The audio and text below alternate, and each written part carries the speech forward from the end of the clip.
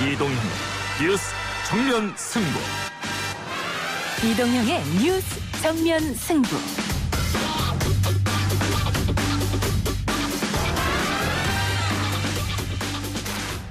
청취자 여러분 안녕하십니까, 이동형입니다. 네, 안녕하세요. 반갑습니다. 조선시대 이후로 최초의 삼선. 네, 서울 시민들께서 삼선 서울시장이라는 새 길을 열어주셨습니다. 아직 누구도 한 번도 가보지 않은 길이기 때문에 책임은 무겁지만 즐겁게 감당하겠습니다. 이번에 봉준호 감독 영화 기생충 있었지 않습니까? 예. 그게 이렇게 성공한 이유가 봉태일, 꼼꼼하고 아주 디테일한 봉준호 감독이다, 이런 얘기가 나왔지 않습니까? 예. 그야말로 이런 재난, 이 감염병 이런 것에는 정말 꼼꼼하고 디테일함이 필요하죠. 천만 인구가 안전하게 이런 위기를 극복하기 위해서는 그런 꼼꼼함이, 그동안 박원순의 길은 이렇게 한번 결정됐다고 직선으로 가서는 안 된다. 예. 충분히 시민들의 목소리를 듣고 오히려 그렇게 정면으로 돌파하는 것이 맞다. 저는 그 제 철학에 기반해서. 예. 고 박원순 시장이 이동형의 뉴스 정면 승부와 인터뷰한 내용을 모아서 전해드렸습니다. 어제 늦은 오후 갑작스럽게 실종 소식이 알려졌고요. 이후 사망 소식이 전해지기까지 온갖 추측성 보도가 쏟아졌습니다. SNS상에서는 한쪽에서는 추모를, 다른 한쪽에서는 출처 불명의 악의적 글도 퍼지고 있죠. 고소인에 대한 2차 피해도 우려되는 상황입니다. 박원순 시장의 사망 소식은 주요 외신들도 신속하게 다루며 보도했습니다.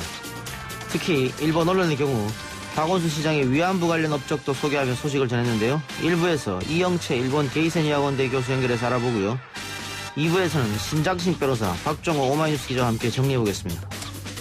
주택시장 안정 보완 대책의 주요 내용에 대해서 말씀드리겠습니다. 첫째, 청년층 주거지원 및 서민 실소유자 부당 경감입니다. 두 번째, 근본적인 주택 공급 방안 마련 계획입니다. 세 번째, 다주택자 및 단기 거래에 대한 부동산 세제 강화입니다. 마지막으로 임대사업자제도 대폭 개편입니다. 문재인 정부 들어 22번째 부동산 대책이 발표됐습니다. 대책의 주요 내용과 효과, 3부에서 구봉기 생활경제연구소장과 짚어보고요. 4부 빅데이터 시간에는 고 박원순 시장과 안희정 전 충남지사 모친 조문 관련 소셜 언급량 등을 분석해보겠습니다. 7월 10일 금요일 이동의 뉴스 정면 승부 시작합니다.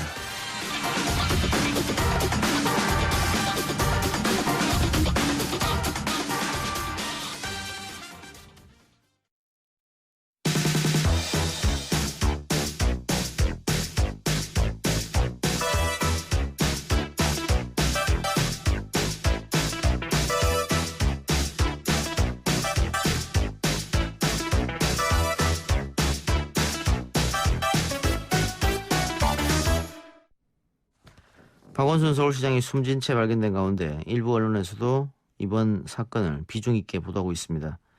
특히 일본 언론은 과거 박 시장이 일본 정부와 위안부 문제로 대립각을 세웠던 일화를 소개하기도 했는데요. 박원순 시장 사망 관련한 일본 보도와 함께 WTO 사무총장 선거 관련 일본의 동향도 알아보겠습니다. 이영채 일본 게이센 의학원대 교수 연결합니다. 교수님. 네, 안녕하세요. 예, 교수님도 일본에서 소식을 접하셨을 텐데 상당히 놀라셨겠습니다. 예, 그렇죠. 저도 그 한일 교류에서 박 시장님을 몇 번 뵀었고요. 예. 그리고 일본에서도 많은 그 시민 교류에서 박 시장님과 교류 있는 분들이 많아서 전화도 많이 받고 좀 다들 충격에 빠져 있는 것 같습니다. 예, 일본 언론이 어제 저녁부터 그 관련 뉴스를 생방송으로 비중 있게 다루던데요. 오늘은 더 많이 다뤘던 것 같습니다. 네, 어제 박 시장 그 행방불명 소식이 있을 때부터 속보로 다루기 시작을 했고 심야에도 이 발견됐다라는 것에 대해서도 속보가 나왔고요. 그리고 오늘 오전에도 계속 박 시장에 대한 뉴스들이 계속 나오고 있습니다. 예, 어떻게 보도를 하고 있습니까? 그 한국에서 알려진 그 사실대로 대부분 보도가 되고 있는데요. 실제 한국에서 가장 유력한 대선 후보가 시신으로 발견이 됐고, 그렇지만 그 전에 전 서울시 직원에 의해서 성추행 문제로 어떠한 피소 상태에 있었다라고 해서 보도도 하고 있고요. 또 그리고 그렇지만 전체적으로 봤을 때 뭐 예상하지 못한 상황이어서 한국 전체에 큰 동요가 있다라는 식으로 좀 보도를 하고 있는 것 같습니다. 예, 한국의 전체 정치권에서 동요가 있다. 근데 뭐 성추행 이런 문제도 보도를 했나 보죠? 예, 기본적으로는 성추행 문제도 보도가 되고 있고요. 그렇지만 이제 박원순 시장이 9년간 계속 가장 오래된 서울시장이고 또 30년 이상 시민운동을 대표하는 사람이고 또 한국의 범 여권 내에서 차기 대권 후보로 유력한 사람이기 때문에 예. 거기에 대해서 충격이 많이 있다고 그러고요. 이제 특히 교도통신 같은 보도에서는 이 한국 내에서 이 범 여권 내 최근에 부산의 오거돈 시장이라든지 예. 그리고 또 이번에 박원순 시장까지 여권 내에 뭐 여러 가지 정치적 변화가 있어서 동요가 있다라는 좀 이런 식으로 보도를 하고 있는 것 같습니다. 예. 근데 특히 그 일본 정부와 위안부 문제로 대립했다. 과거 박원순 시장이 했던 일도 따로 이렇게 주목해서 보도하고 있다고 들었습니다. 네, 일본에서는 이 박원순 시장에 대해서는 특히 산케이 신문이라든지 교토 신문 또는 요미우리 대부분들이 마지막에 꼭 코멘트를 하고 있는 게 박원순 시장 같은 경우는 일관되게 일본 위안부 문제에 대해서 일본의 입장에 대해서 강력하게 비판을 했다.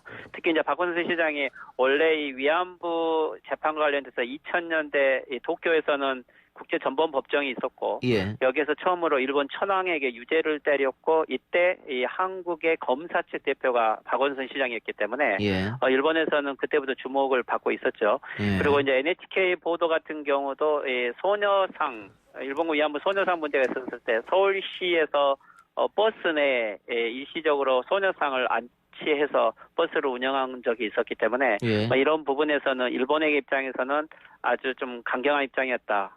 이런 보도를 하는데 이제 이게 인터넷상에서 SNS에서는 박원순 시장에 대한 어떻게 보면 반일 운동가다 이렇게 해서 숨은 반일주의자다라고 해서 비판적인 논조는 아주 많은 것 같습니다. 비판적인 논조로 그러면은 뭐 일본과 대립각을 세웠던 사람이 뭐 스스로 목숨을 끊었다. 뭐 이렇게 어떻게 보면 프레임을 짜서 보도를 하는 겁니까? 아니면 그냥 러프하게 있는 그대로를 보도하고 있는 겁니까? 일본 주요 미디어는 이게 이제 어쨌든 사망 소식이기 때문에 신중하게 보도를 하고 있고요. 예. 그렇지만 이제 SNS라든지 인터넷 뉴스에서는 어느 정도 이 반일 프레임으로 이 박원순 시장을 조명하고 있는 부분은 명확하게 있습니다. 알겠습니다. 다른 문제도 여쭤보죠. WTO 사무총장 선거 관련한 문제입니다. 최근 일본 정부가 WTO 사무총장 선출에 확실하게 관여하겠다 이렇게 못을 박았습니다. 구체적으로 어떻게 관여하겠다는 겁니까? 한국 대표가 WTO 사무총장이 되는 걸 막겠다는 겁니까? 네, 실질적으로 지난주까지는 일본이 WTO 총장을 우려하고 있다. 특히 한국 같은 국제법을 준수하지 않는 나라가 WTO 사무총장 하는 것은 적합하지 않다라는 논조였는데 이번 주에 들어서 경제통상성 장관이라든지 그리고 또 모테기 외상 같은 경우는 공식적으로 WTO 총장 선거에 개입하겠다라고 이야기를 했고 예. 일본에서 최근에 나온 것은 이번에 이제 8개국이 후보를 했기 때문에 그 중에서 유력한 후보를 중심으로 선거운동을 하겠다고까지 이야기를 했고요. 오늘 나온 보도는 일본은 지금 나이지리아의 후보가 가장 강력하게 가능성이 있기 때문에 나이지리아 후보를 지지하겠다라는 식으로까지 표명을 하고 있는 것 같습니다. 예. 어쨌든 반한국 전선에 서겠다 이런 거 아니겠어요? 결국에는 한국 유명희 본부장을 저지하겠다는 것을 공식적으로 발표한 거나 마찬가지겠죠. 예. 그런데 일본이 나이지리아 후보를 지지하겠다. 근데 지금 아프리카 쪽에서 나온 후보를 보면 이집트, 케냐, 나이지리아 이렇게 하거든요. 그렇게 아프리카 쪽에서 세 나라나 후보가 나오면 우리한테는 오히려 유리한 거 아니겠습니까? 어떻게 보세요? 예, 그렇죠. 일본은 이제 원래 이 아프리카 지역에 많은 공적 개발 자금을 투여했기 때문에 그 아프리카와 공식 회의도 가지고 있고요. 그렇기 때문에 이제 아프리카에게 지지를 해주겠다는 건데 이번에 이제 케냐가 마지막에 등록을 하면서 지금 아프리카가 분열돼 있죠. 그런 의미에서는 이것도 단일 후보를 만들기는 쉽지 않을 것 같지만 이 선거 자체가 지지받은 순서로 올라가고 가장 적은 표가 떨어져 가기 때문에 아마 최종적으로는 나이지리아 후보와 한국 후보가 될 가능성이 많아 보입니다. 마지막입니다. 예, 일본 정부는 그런 스탠스인데 일본 언론은 이걸 어떻게 다루고 있어요? 일본 언론에서는 이 WTO 문제를 실제 G7이 한국이 초청받은 것보다 훨씬 심각하게 보고 있고요. 이제 일본 같은 경우는 이 트럼프 대통령이 TPP를 탈퇴를 했기 때문에 오히려 일본이 TPP를 중심으로 해서 세계 자유무역 질서를 새롭게 재편해 간다라는 계획으로 해왔는데 이제 한국이 WTO 사무총장이 되면 한국의 주도권을 뺏긴다고 하는 위기의식이 있죠. 그럼 일본은 이제 외교라든지 어떻게 보면은 뭐랄까 한미 관계 이런 부분에 대해서는 나름대로 동맹이라고 보고 있지만 경제 부분만은 일본이 우위라고 보고 있는데 WTO 사무총장을 한국이 가져가게 되면 경제 분야에서도 한국에게 뺏기고 특히 한일 간의 분쟁에서 불리하다고 보고 있는 거죠. 예. 이제 그런 의미에서는 이 일본 미디어들은 훨씬 이 WTO 한국 사무총장 선출을 출마를 아주 심각하게 보고 있고, 근데 이제 일본 외무성 입장에서는 실제 유명희 본부장이 국제적으로 그렇게 지명도가 높지 않고 나이지리아 후보가 훨씬 더 지명도가 높기 때문에 오히려 일본 미디어들이 너무 위기의식을 가지고 보도하면서 키워지고 있는 거 아니냐라고 하는 볼멘 목소리도 있는 것 같습니다. 오히려? 알겠습니다. 일본 내부 소식도 마지막으로 여쭤보죠. 자민당이 올해 코로나19 때문에 전당대회를 열지 않겠다고 했는데 이게 1955년 창당된 이후 처음이라고 해요. 정말 코로나19 때문에 취소된 건지 아니면 다른 속사정이 있는지 교수님 어떻게 보십니까?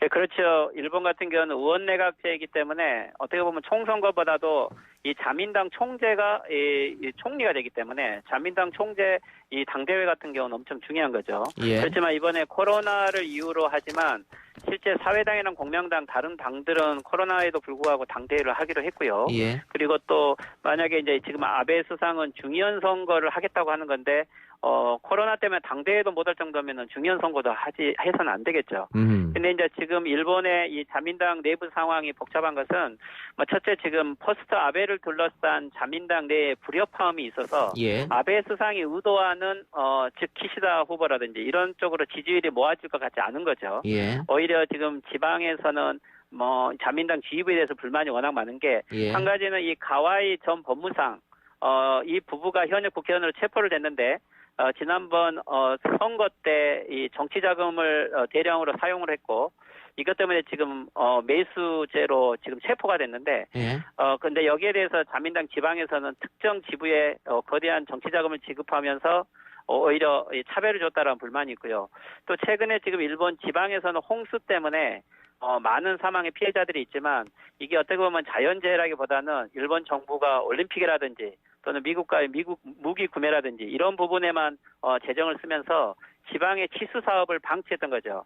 그리고 이제 한일 간에 보면은 관광 불매 운동도 있어서 지방이 관광이 오지 않는 재정 악화 상태까지도 결국은 도쿄 아베 정부가 다 이걸 방치한 거다. 그렇게 이제 당대회를 하게 되면 이런 불만들이 지휘부에 쏟아지기 때문에 오히려 이제 이런 것들을 피하기 위해서 이번 당대회를 하지 않는다. 이렇게 봐야 되겠죠. 알겠습니다. 교수님 바쁘신 와중에 인터뷰 고맙습니다. 네, 수고하십시오. 네, 감사합니다. 지금까지 이영채 일본 게이센 유학원대 교수였습니다. 1부 순서 마치고요. 2부 인터뷰 코너로 돌아옵니다.